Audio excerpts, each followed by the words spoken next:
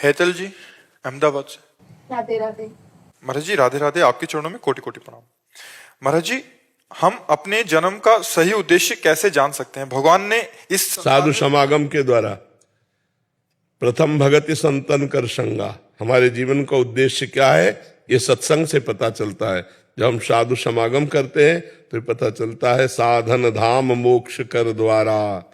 ये मनुष्य शरीर साधना का धाम है और मोक्ष प्राप्ति के लिए है, भगवत प्राप्ति के लिए। इसका उद्देश्य केवल इतना नहीं है, हमारा उद्देश्य ये सब कर्तव्य करते हुए भगवान का स्मरण करते हुए भगवत प्राप्त हो जाए, हमारा दोबारा जन्म न हो। अगर जन्म हो तो उत्तम मनुष्य योनि मिले और भगवत भक्ति संपन्न रहे और भगवान की जय जयकार करते हुए जन्म व्यतीत करें तो सार्थक है। तो हमारे मनुष्य जन्म का उद्देश्य भगवत भजन, भगवत प्राप्ति। अगर ये नहीं हुआ तो ये सब करते हुए भी हमारी दुर्गति नहीं रुकेगी। दुर्गति रुकेगी भजन से। जिन हरि भगत हृदय नहीं आनी, जीवित सौ समान प्रेप्यानी। जिसके हृदय में भगवान की भक्ति नहीं, वो जीते जी मुर्दे के समान है। अब जितनी श्वासें हमारी बची हैं, अगर हम इतनी श्वासों में राधा राधा रटते हैं, मान लो हमारे पास 2 श्वासें हैं, हमने कहा राधा राधा और मर गए तो राधा की प्राप्ति हो जाएगी। अंतःमति सुगति। अगर अंत में अपने पुत्र के बहाने नारायण पुकारा जा मिलने तो नारायण भगवान मिल गए ना।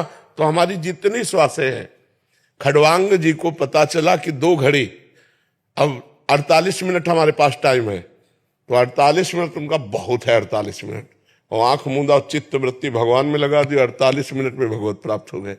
तो हमको ये डरना नहीं है, जितने भी सेकंड हमारे पास है वो भगवत प्राप्ति के लिए पर्याप्त है। बस उसमें नाम शुरू कर दें, राम राम हरि हरि कृष्ण कृष्ण राधा राधा। जो नाम प्रिय हो वो नाम निरंतर जपते रहे, तो जिस श्वास में नाम लेकर प्राण छूट गए हमें भगवान की प्राप्ति हो। वो यही शिक्षा देंगे, मात पिता बाल कहीं बुलावे, उदर भरे सोई जतन सिखावे। पर कई बार अच्छे कर्म करने के बाद भी पेन होता है, तकलीफ होती है। पूर्व जन्म के पाप कर्म के अनुसार अच्छा कर्म कभी दुख नहीं देता। जैसे हमने अभी अच्छा कर्म किया, हमारे शरीर को पेन हो रहा है, तो पूर्व जन्म के कर्म से, ये वर्तमान का कर्म नहीं है। अच्छा कर्म कभी दुख नहीं देता और बुरा कर्म कभी सुख नहीं देता। तो हमारे द्वारा जो बुरा कर्म हुआ वो आज अच्छे कर्म करने पर भी हमें दुख दे रहा है, नहीं देख रहा। तो इसलिए हमको धैर्यवान रहना चाहिए कि मेरे ही किसी कर्म का फल मुझे दुख दे रहा है, लेकिन आज मैं अच्छा हूं इसलिए आगे दुख नहीं मिलेगा, आगे अच्छा जीवन होगा।